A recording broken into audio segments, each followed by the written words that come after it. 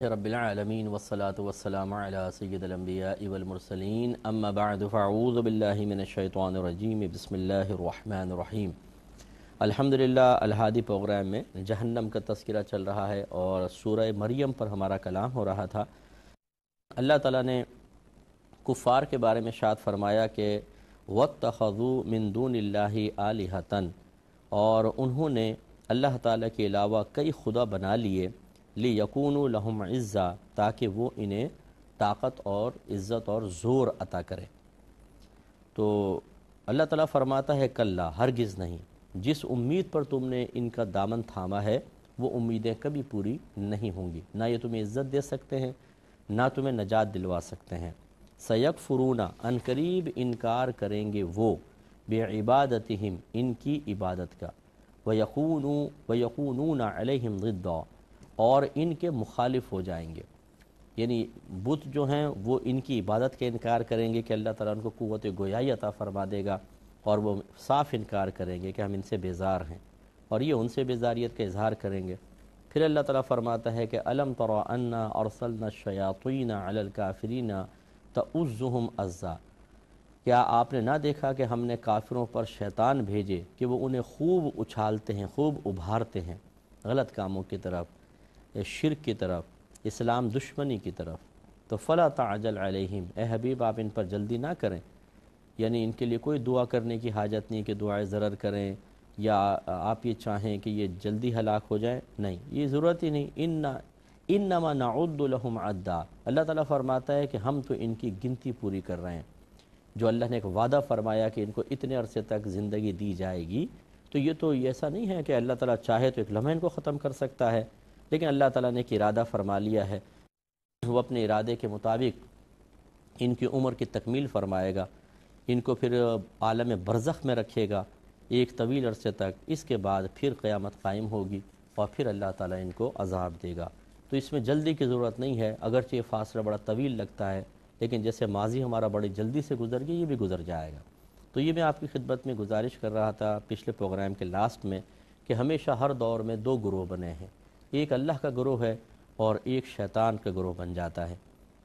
اللہ کے گروہ میں مسلمان نیک پرہیزگار متقی ہوتے ہیں، اس میں انبیاء علیہ السلام، صحابہ کرام، اولیاء اعظام، پھر عام مومنین مومنات ہوتے ہیں، اور شیطانی گروہ کے اندر تمام کفار، مشرکین، مرتدین، منافقین، اور وہ مسلمان کہ جو معاذ اللہ شریعت سے بغاوت کرتے ہیں، اللہ اس کے رسول کی تعلیمات سے بغاوت کرتے ہیں، اور وہ اس گروہ میں آنا پسند کر لیتے ہیں۔ تو یہ دو گروہ ہو گئے۔ اب یہ جو گروہ ہیں یہ دو طریقے سے یعنی یہ آپس میں مماثلت رکھتے ہیں۔ کیسے؟ کافر بتوں کو خدا بناتے ہیں اور خدا بنا کر ان سے سمجھتے ہیں، امیدیں لگاتے ہیں کہ یہ ہمیں عزت دیں گے، یہ ہمیں کھانا دیں گے، یہ ہمیں وقار دیں گے۔ اسی طرح اگر فرض کر لو مسلمان صحیح بھی کہہ رہے ہیں تو یہی ہمیں آخرت میں بچا لیں گے، تو گویا کہ وہ ان سے امیدیں باندھتے ہیں۔ اور جو مسلمان شیطانی گروہ میں آتا ہے یہ بھی اسی طریقے سے دنیاوی چیزوں سے امیدیں باندھ لیتا ہے۔ یہ ان میں مماثلت ہے کہ اللہ کو چھوڑ کر ایسی چیزوں سے امیدیں باندھتے ہیں کہ جو خود اللہ کی محتاج ہیں، اللہ کی مخلوق ہیں۔ مثال کے طور پہ اپنے کاروبار سے امیدیں باندھ لینا، جن کو سورسز حاصل ہیں ان سے دوستیاں ہو جاتی ہیں، ان سے امیدیں قائم کر لینا۔ اسی طرح جو اداروں میں کام کر رہے ہوتے ہیں، جو رشوتیں لے کے ہمارا کام کر دیں گے، ان سے امیدیں قائم کرنا۔ اور اسی طریقے سے پھر شیطان غیر محسوس طریقے سے ان کو امیدیں دلاتا ہے، تو اس سے امیدیں وابستہ ہو جاتی ہیں۔ جیسے میں نے آپ کو اکثر عرض کیا کہ انسان گناہ کر رہا ہوتا ہے، شیطانیت خوب اختیار کی ہوتی ہے، پھر بھی شیطان کان میں کہہ رہا ہوتا ہے اللہ تجھے بخش دے گا، ضروری کوئی ہے کہ پکڑے گا، تجھے میدان محشر میں بہت کچھ حاصل ہو جائے گا۔ تو بس اللہ تعالیٰ وہ امیدیں لگا کر رکھتے ہیں۔ اللہ تعالیٰ فرماتا ہے ان قریب ایسا آئے گا کہ جب یہ بروز قیامت وہاں پہنچیں گے تو اس وقت پھر ہر چیز سے چونکہ امیدیں منقطع ہو چکی ہوں گی، تو جن سے امیدیں لگائیں تھیں اسی کا انکار کریں گے اور ایک دوسرے کو ملامت کریں گے، اور پھر وہاں شرمندگی کے سوا کچھ بھی حاصل نہیں ہوگا۔ تو جو لوگ دنیا کے اندر گناہ، اپنی عقل یا دنیاوی مال و متاع اور اسی طریقے سے دنیاوی ترقی کے سامان سے امیدیں لگا کر اللہ اس کے رسول کو چھوڑ دیتے ہیں اور تعلیمات شرع پر عمل کرنا بہت بڑا بوجھ محسوس کرتے ہیں، یہ بھی میدان معاشر میں ان تمام چیزوں سے بیزار نظر آئیں گے۔ اس لیے حقیقت حال کو سمجھنا چاہیے۔ حقیقت سے منہ موڑ کر خوابوں کی دنیا میں رہ کر انسان کبھی بھی کامیابی حاصل نہیں کر سکتا ہے۔ یہ عام آدمی کو سوچنا چاہیے کہ اگر انسان ایک کھیت خرید لے، اس میں ہل نہ چلائے، زمین نرم نہ کرے، کھاد نہ ڈالے، بیج نہ ڈالے، اور بس سائیڈ میں بیٹھ جائے اور امید لگا کر رکھے کہ اللہ بڑا مہربان ہے، رحیم ہے، کریم ہے، اب اس میں فصل نکلے گی، پھر میں اس کو کاٹوں گا، پھر بیچ کر آؤں گا اور اس طرح میں لکھ پتی ہو جاؤں گا، تو کیا اس کی اس طرح اللہ کی رحمت کی امید لگانے سے کیا بیج خود بخود آ جائیں گے؟ کیا پودے نکل آئیں گے؟ کیا کھیتی بڑھ جائے گی؟ اور کیا یہ واقعی اپنے خواب پورے کر لے گا؟ ہرگز نہیں۔ تو یہاں پر کیوں نہیں امید لگاتے اللہ تعالیٰ سے؟ اسی طریقے سے آپ گھر میں بیٹھ جائیں، نہ جاب کریں، نہ کاروبار کریں، اور کہیں اللہ بڑا مہربان رحیم ہے، خود بخود انشاءاللہ کہیں نہ کہیں سے پیسہ آتا رہے گا، اور بچے اچھے اسکولوں میں پڑھتے رہیں گے، گھر کی مرمت ہو جائے گی، اور یہ ہو جائے گا، وہ ہو جائے گا۔ یہاں رحمت کی امید کوئی بھی نہیں، بلکہ اگر کوئی اس طرح کہے تو اسے کہیں گے یہ پاگل اور بے وقوف ہے۔ لیکن جب آخرت کی تیاری کی باری آتی ہے، شیطان سے دور ہونے کی باری آتی ہے، اللہ اس کے رسول سے قریب آنے کی باری آتی ہے، تو اسی قسم کے خوابوں میں رہ کر ہم عمل سے بھاگ رہے ہوتے ہیں۔ یار اللہ تعالیٰ معاف فرما دے گا، عذاب قبر بھی اللہ اپنی رحمت سے دور کر دے گا، اچھی موت بھی دے دے گا، میدان معاشر میں گرفت بھی نہیں ہوگی، جنت میں اعلیٰ مقام بھی حاصل ہو جائے گا۔ تو میں اس کو غلط نہیں کہہ رہا ہوں کہ اللہ کی رحمت سے امید ضرور لگانی چاہیے، کبھی اللہ کی رحمت سے مایوس نہیں ہونا چاہیے، لیکن اس طرح نافرمانیوں پر مصر رہ کر، اصرار کر کے، لگاتار ان میں مبتلا رہ کر، پھر یہ اس طرح کہہ کر اپنے آپ کو خوابوں کی دنیا میں رکھ کر طفل تسلیاں دینا، اس کا کوئی فائدہ نہیں ہے۔ نبی کریم نے ایسے شخص کو بیوقوف قرار دیا، فرمایا میری امت کا عقل مند شخص وہ ہے جو نیک عمل کرے پھر بھی اپنے اللہ سے ڈرتا رہے، اور بیوقوف شخص وہ ہے کہ جو خوب نافرمانی والے کام کرے اور پھر بھی اللہ تعالیٰ سے جنت کی امیدیں لگائے رکھے۔ تو یہ اس پہ توجہ کرنی چاہیے، میں بھی کرتا ہوں، آپ بھی توجہ کریں کہ کام کچھ بھی نہ کرے انسان اور خواب اچھے اچھے دیکھے، یہ مناسب نہیں ہے۔ کام کریں پھر خواب اچھے دیکھیں، برکت ہوگی۔ اور پھر اللہ تعالیٰ نے جو بات بیان فرمائی بڑی بہترین بات ہے کہ فَلَا تَعْجَلْ عَلَيْهِمْ إِنَّمَا نَعُدُّ لَهُمْ عَدًّا، آپ ان پر جلدی نہ فرمائیے، محض ہم تو ان کی گنتی پوری کر رہے ہیں۔ تو اسی طریقے سے یاد رکھیے کہ ہم لوگ مطلب عام آدمی جو ہے کہتا ہے یہ سیاستدانوں کو کچھ نہیں ہوتا، چوروں کو کچھ نہیں ہوتا، ڈاکوؤں کو کچھ نہیں ہوتا۔ اب تو خیر ہمارے ملک میں کچھ نہ کچھ ہلچل نظر آ رہی ہے، لیکن جو پہلے کے مایوسی کے دن تھے ان میں لوگ یہ سمجھتے ہیں۔ اسی طرح کوئی لگاتار غلط کام کر رہا ہوتا ہے، کوٹھیاں، بنگلے، کاریں، بظاہر عزت، پکڑا بھی نہیں جا رہا، تو یہ لوگوں کے ذہن میں خیال آتا ہے کہ کیوں ایسا نہیں ہوتا کہ ان کو فوری طور پہ عذاب ہو، ان کی گرفت کیوں نہیں ہوتی؟ اللہ تعالیٰ نے فرمایا کہ جلدی نہ کریں، ہم تو ان کی گنتی پوری کر رہے ہیں۔ یہ اللہ کا ایک وعدہ ہے، اللہ کا ارادہ ہے، اللہ کے فیصلے ہیں کہ اگر فوری طور پہ اللہ تعالیٰ ہر گناہ گار کو اس کے گناہ پہ پکڑ لیتا تو آپ دیانتداری سے سوچئے کوئی گناہ گار باقی رہتا؟ پھر تو ہر ایک خوف کے اندر مبتلا ہو کر گناہ چھوڑ دیتا کہ نہیں یار گرفت ہوگی اللہ کی طرف سے۔ اصل تو یہی ہے، اللہ تعالیٰ مہلت دیتا ہے، ڈھیل دیتا ہے، اور پھر انسان کو مطلب سوچنے کا موقع دیتا ہے کہ وہ اللہ تعالیٰ اس کے رسول کے پیغام کو قبول کر کے ان تمام تر ڈھیل اور مہلتوں کے باوجود اپنے آپ کو صحیح بنا لے، اور یا پھر ان کے وجہ سے غفلت میں مبتلا ہو کر اپنے آپ کو تباہ کر لے، تو یہ اب اس کی مرضی ہے۔ تو اس لیے ہمیں اللہ کے رسولوں کا، نبیوں کا، صحابہ کرام کا طریقہ اختیار کرنا چاہیے کہ وہ ہم سے زیادہ اللہ کی رحمت کی امید لگاتے تھے، اور ان کو امید تھی، اس کے باوجود کبھی انہوں نے عمل میں کوتاہی نہیں کی ہے۔ پھر اللہ تعالیٰ فرماتا ہے کہ یوم نحشر المتقین الی الرحمن وفدا، بس جس دن ہم پرہیزگاروں کو رحمان کی طرف لے جائیں گے مہمان بنا کر، وَنَسُوقُ الْمُجْرِمِينَ إِلَى جَهَنَّمَ وِرْدًا، اور ہم مجرمین کو جہنم کی طرف پیاسا ہانکیں گے۔ یہ دیکھیں، یہ موازنہ ہے، اللہ کے گروہ کو کیا ہوگا اور شیطانی گروہ کے ساتھ کیا ہوگا۔ تو اللہ تعالیٰ فرماتا ہے کہ یوم نحشر المتقین الی الرحمن وفدا، جس دن ہم جمع کریں گے متقین کو اللہ تعالیٰ کے رحمان کی بارگاہ میں مہمان بنا کر۔ عزت ہوگی، احترام ہوگا۔ آپ سوچئے کہ جو پرائم منسٹر کا مہمان ہو، جو صدر کا مہمان ہو، جو ملک کا مہمان ہوتا ہے، جس سے باہر سے وفود آتے ہیں، اسی طرح کسی کروڑ پتی کا مہمان ہو، جیسی انسان کی حیثیت ہوتی ہے اپنے مہمان کو ویسی ہی عزت عطا فرماتا ہے۔ اب جو اللہ کا مہمان بن کے میدان محشر میں پہنچے گا اس کی شان کیا ہوگی؟ اور اللہ نے فرمایا وہ لوگ ہیں صاحب تقوی۔ اب یہ جو خواب دیکھنے والے ہیں کہ مطلب سارے فراڈ کر لو اور یہ سمجھتے ہیں کہ جو جیسے اللہ تعالیٰ نمازیوں کو، پرہیزگاروں کو، گناہ سے بچنے والوں کو انعام دے گا ہمیں بھی مل جائیں گے، تو ہم اللہ پہ پابندی نہیں لگا سکتے۔ میں نہیں کہہ رہا ہوں کہ یہ نہیں ہو سکتا، اللہ تعالیٰ چاہے تو عطا فرما دے، لیکن جو اس کی ظاہری تعلیم ہے وہ یہی ہے کہ اللہ تعالیٰ متقین کو انعام دے گا، اور غیر متقی کو اگر نجات مل بھی گئی تو وہ انعامات نہیں ملیں گے جو ان کے لیے ہیں۔ تو یہاں تو ہم کم پر راضی نہیں ہوتے۔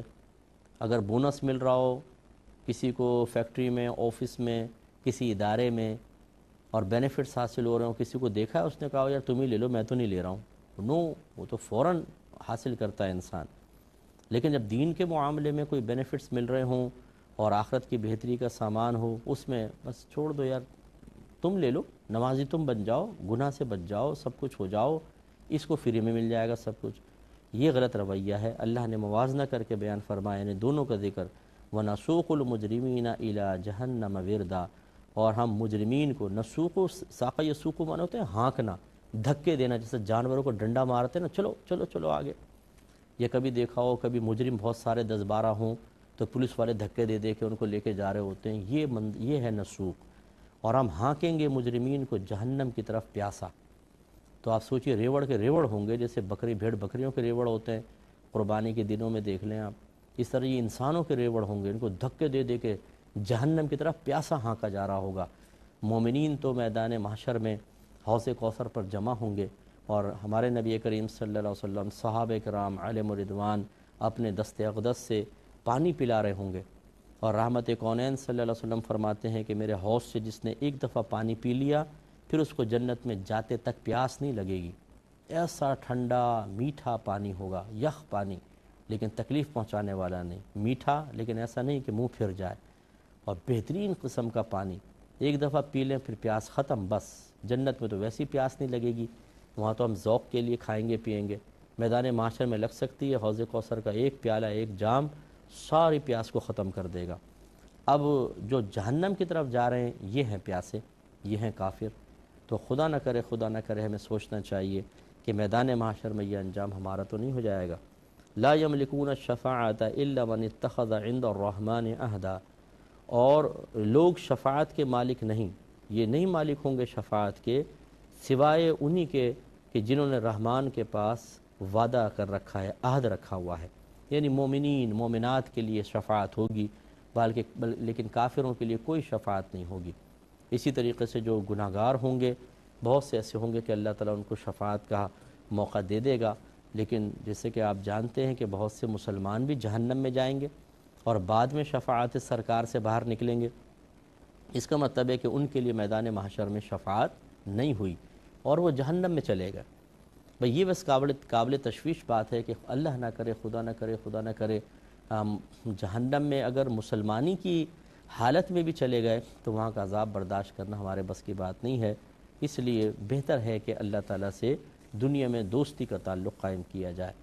اور اللہ تعالیٰ فرماتا ہے کہ وَقَالُوا اتَّخَذَ الرَّحْمَنُ وَلَدًا، اور کافر بولے کہ رحمان نے اولاد اختیار کی ہے۔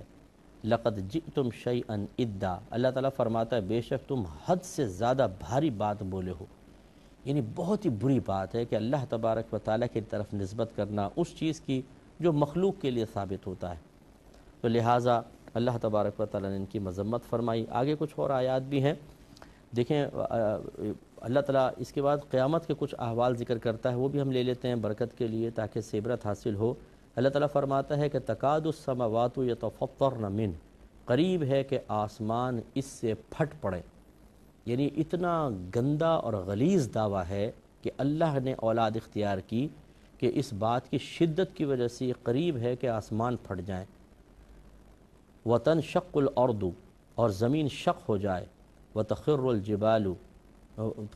الْجِبَالُ حَدًّا، اور پہاڑ گر جائیں مسمار ہو کر، بالکل تباہ ہو کر، ٹکڑے ٹکڑے ہو کر زمین پہ گر جائیں۔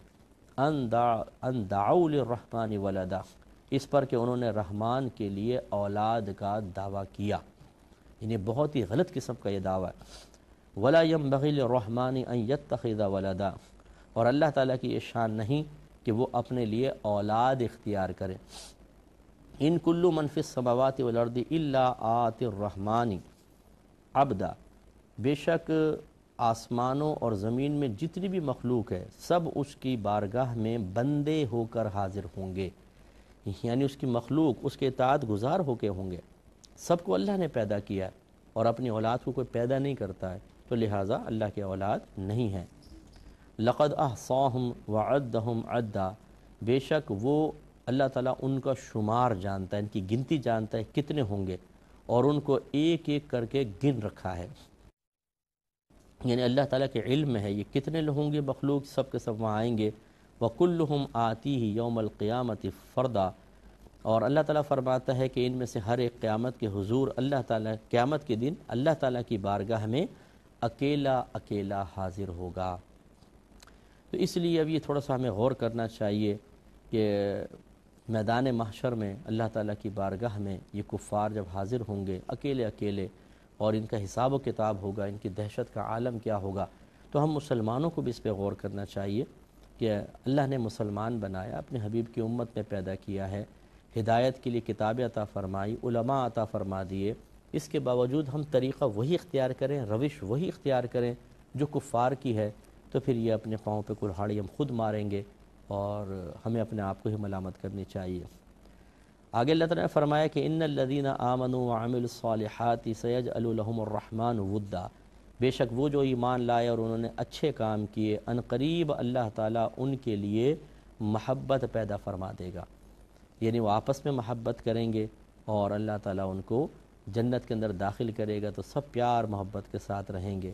فَإِنَّمَا يَسَّرْنَاهُ بِلِسَانِكَ، تو ہم نے یہ قرآن آپ کی زبان پر یوں ہی آسان فرما دیا ہے، لِتُبَشِّرَ بِهِ الْمُتَّقِينَ، تاکہ آپ اس کے ذریعے متقین کو بشارت عطا فرمائیں، وَتُنذِرَ بِهِ قَوْمًا لُدًّا، اور آپ جھگڑا لو لوگوں کو اس کے ذریعے ڈر سنائیں۔ دیکھیں یہ اصل مقصد ہے، اور یہی مقصد ہم بھی آپ کی خدمت میں لے کر یہ الہادی پروگرام کر رہے ہیں۔ اللہ تبارک و تعالی ہمیں خود بھی عمل کی توفیق عطا فرمائے، اللہ تعالیٰ آپ کو بھی عمل کی توفیق عطا فرمائے، آمین۔ وآخر دعوانا ان الحمد للہ رب العالمین۔